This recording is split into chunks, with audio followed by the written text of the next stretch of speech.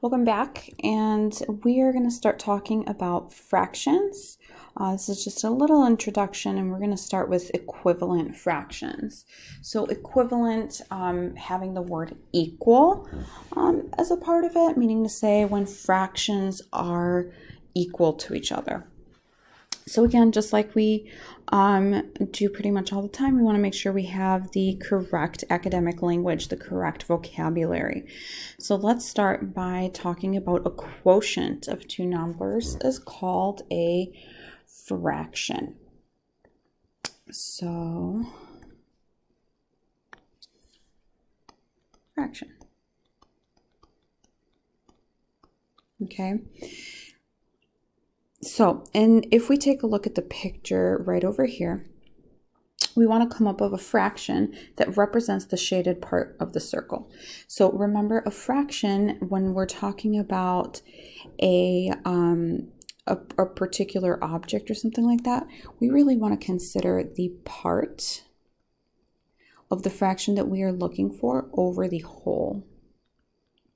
So if we take a look at the whole piece of the circle, it is cut up into 4 equal pieces. So the whole is going to be 4.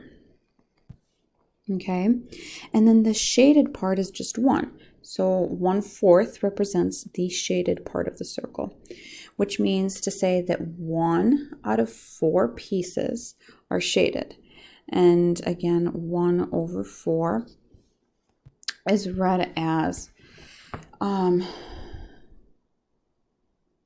so can be read as 4 is the whole and 1 is the part of the fraction. Now, when we're talking about simplifying fractions, a fraction is said to be simplified or in simplest terms. So simplified or in simplest terms when the numerator and the denominator have no factors in common other than 1. So for example, a simplified fraction would be 3 out of 4, 1 out of 2, 9 out of 7. Notice all of these numbers do not have multiples in them. Non-simplified examples would be something like 2/2, because 2 fits into 2 for both of these. 6/8, same thing. I can divide the 6 by 2. I can divide the 8 by 2. 9 out of 12. I can divide 9 by 3. I can divide 12 by 3 as well. 25 out of 55. I can divide both 25 and 55 by 5. So those are examples of non-simplified fractions. Okay.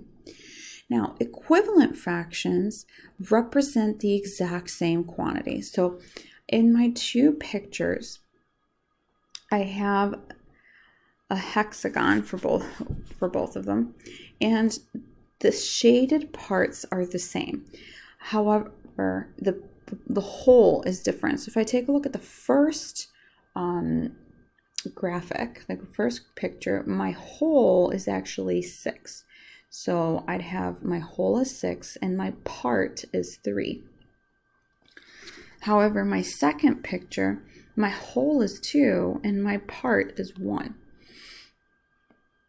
And if we were to go ahead, and these two are equivalent fractions, they are equal, because if I were to take that 3/6 and divide both the numerator and the denominator by 3, I'd end up with 1/2, which is the fraction for my second picture. So keeping this in mind, this is how we would represent equivalent fractions. They mean the same thing, they're just written slightly differently. And essentially, one of them is going to be simplified, one of them is not simplified, or they're both not simplified and simplified to the same thing. So I do have a couple of examples where we are going to simplify the fractions in the lowest term. And taking a look at the first one, the first thing that I always like to look at is, are the two numbers, are the numerator and the denominator divisible by 2? In this particular case, it is not, because if we take a look, the numerator is even, the denominator is odd, which automatically means it is not divisible by 2. However, they are both divisible by 3. 42 divided by 3 is 14. And 45 divided by 3 is 15.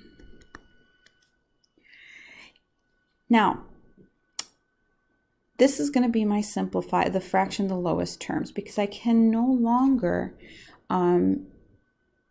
divide the numerator and the denominator by the same numbers. Therefore, that right there is going to be our answer.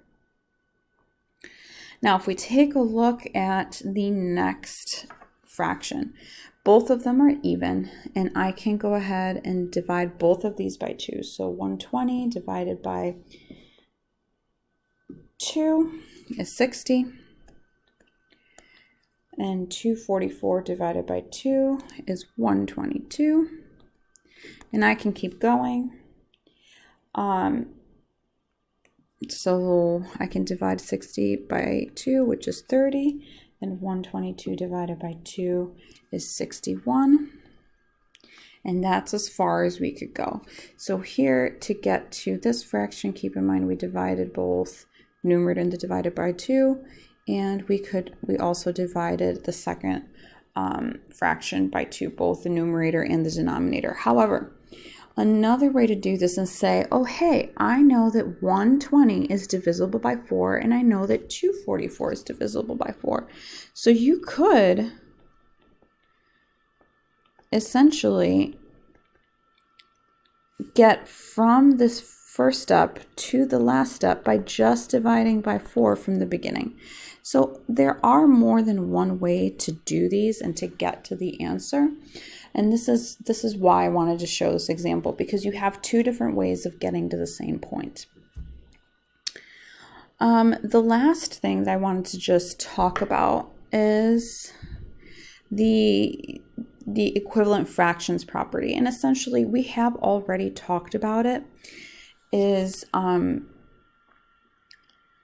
basically if we were to take a fraction that is already simplified and multiply by the same thing, really that just forms an equivalent fraction. So it's saying that these two fractions are equivalent, they're equal to each other, whether it is in simplified form or not.